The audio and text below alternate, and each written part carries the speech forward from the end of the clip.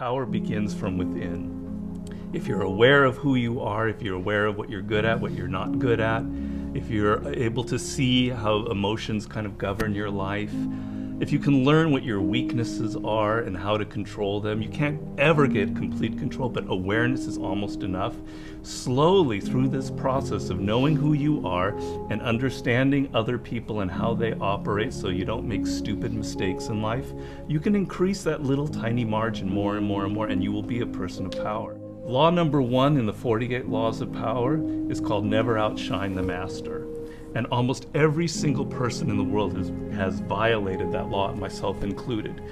Basically how it works, you're so eager to impress your boss or whomever in your new job that you try so hard that you make him or her feel insecure. Like maybe you're younger and better than they are, and because of that, you're fired, or something bad happens to you, and you never know why. Do you think meditation is allowing you to make more interesting connections because of the quiet? Yes, I mean, I'm not going to go too deeply into this. It's a theory of creativity that's not my own, but that I use a lot in mastery. And basically the idea is that ideas are generated in the unconscious. They're not generated consciously. Your conscious mind is very limited what you can hold in your memory. Right. But unconsciously, in your subconscious, when you're asleep, when you're dreaming, the mind is filled with thousands upon thousands of ideas and things that are there, that are lingering there. And connections are being made all of the time. And occasionally those connections float up to your conscious mind, and you have a brilliant idea about how to do something. 1 out of 10 people are like great manipulators. And there just takes one person and they can ruin your life. We were born with this natural talent. Every single person is born with this talent for getting inside the minds of other people. It's something that you're not even aware of. How do they need to conceive of that? To what end are they using that skill to make their own dreams come true? First thing is you're not aware of this power that you have. You're walking around in life. I'm not critical because I'm the same, sort of sleepwalking. You're inside hearing your own thoughts day in, day out, like a continually, circling loop in your head. And you're not aware of the fact that if you stop that and you look at other people, a world opens up to you. So what's the first component of that world? Nonverbal communication. 95% of what really matters in communication between people is not through words. Words are used to deceive you, to disguise what people are really thinking. What are just a step or two that they can take down that path starting today? The first thing to understand is the most important, and that it is a skill. If you want to play the piano, you can't just sit down and suddenly play. You've got to practice it. You've got to practice it every day. And if you practice an hour a day, you're going to get better at it. Why are children able to learn and an adult can't? The reason is children don't think that they're superior. They don't think that they already understand the world. They're this small. They're weak. They're defenseless. They have to learn or they're going to die. They have to learn how to speak the language. They have to learn what's going on with their parents, or they're literally going to die. Do you have tricks that you use for ensuring that genius does not become a young man's game, that your books truly get better and better over time? Basically, every time I begin a book, I'm deathly afraid of failing. I feel like, it's not going to sell as well as the last book. I'm losing it. I got to go back to square one. Each project, each thing that you do in life, you have to kind of create that feeling in the gut like, I don't know if I'm going to be able to pull it off. I don't know if I can go 12 rounds with Floyd Mayweather this time. I don't know it. The secret really to success in life, I have to say, is retaining, I talk about this in Mastery, is retaining your childlike qualities. If you're completely a child, that's not going to work. Negative capability is rule number 1 for being a creative person. And if you don't follow anything else in Mastery, that would be enough. The ability to keep 2 ideas that contradict each other in your mind without feeling uncomfortable, without having to come to a conclusion. You can think about something without rushing to judgment and conclusion. You can be in the moment. You can say, well, it could be this, it could be that, it could be that.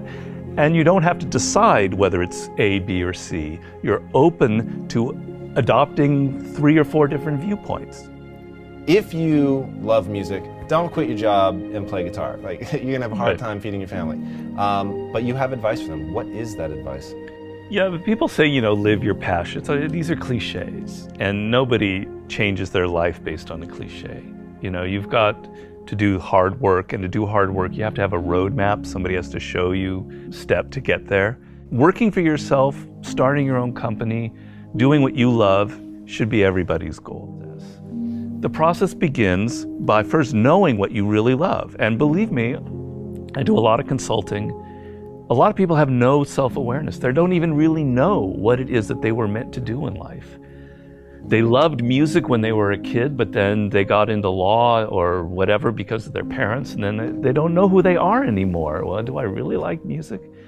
You got to go through that process first of figuring out what it is that really connects to you in a deep, visceral way, what you loved when you were a kid, what still excites you. Once you go through that and you understand it and you've got some clarity about it, okay, how do I incorporate that in my life? So if you're 23 years old, it's a little easier. I love music, but I'm not a musician because I've not been practicing it. I just love music.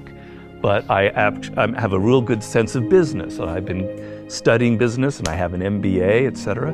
Okay, I've got to now find a way to craft a career that combines my knowledge of business and my love of music. And if I follow that and I do it smart and I plan it out, eventually what starts out with more business than music will end up becoming more creative as I get better and better at it. How do you prepare somebody to survive that initial stage of boredom and pain? Well, pain is great. You've got to embrace pain. Pain is pleasure. You've got to make the connection between the physical and the mental. Well, you know that when you're exercising, when you're running or you're working out or whatever, it hurts, but it leads to something pleasurable. You have to be able to translate that to mental things. And if you make that switch in your mind, it is mind-blowing what can happen to you. Who are the most messed up people in the world? Spoiled kids. Kids who are given everything, who have a rich father or mother and they don't have to work or try. They are the most messed up people you'll ever meet. Each person, I make this point in Mastery, is born unique. And it's kind of one of those cliches. Yeah. But there's science to it. The science is your DNA will never be repeated. The way your brain is wired will never be repeated. Your experiences in life, you're one of a kind. And it's an amazing thought if you think about it. Of all of the billions of humans that have lived and will ever live, there will never be anybody who is wired like you are wired. And the problem in life is as you get older, you can become more and more like other people.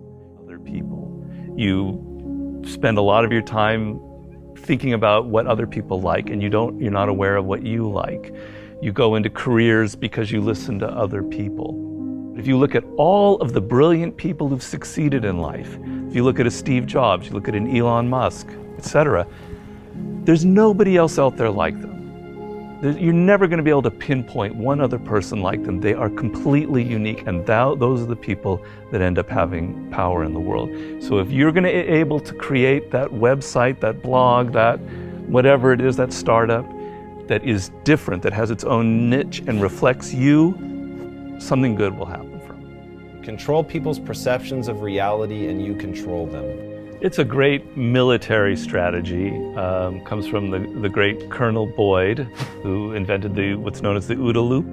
And he came up with the OODA loop, which means orientation, observation, decision, action. You have to observe what is happening, orient yourself into the context of it, decide what you need to do, and act. We want to believe that there are shortcuts to success. We want to believe we can take a drug or we can do something that'll make it not quick and easy. But the truth is, it takes grit. It takes persistence. So it's hard to understand what could happen to you in 10 years in a visceral gut way of what it means to have failed in life. And to me, failure in life is not having money. It's not realizing your potential. You're 60 years old and you said, I could have been this, and I never did it. That's like the worst thought I think anybody can have. And you don't think about it in the moment because your life is okay, but you've got to wake up and understand that there's an urgency here, and that if you're not practicing something now, if you're not aware, if you don't have a path towards something better, you're rotting on the vine, and that day of reckoning will come at some point, and it will be painful. You're not going to feel it suddenly, it'll be slow, but it'll come and it won't be good. Just being aware that you now have a plan is enough to lift you out of that depression. Okay, I'm working at Burger King, but I know I'm going to get to this community college and get a degree here after I save enough money. Having a goal is like, will change you completely from being depressed or not taking care of yourself to being energized and moving in the right direction.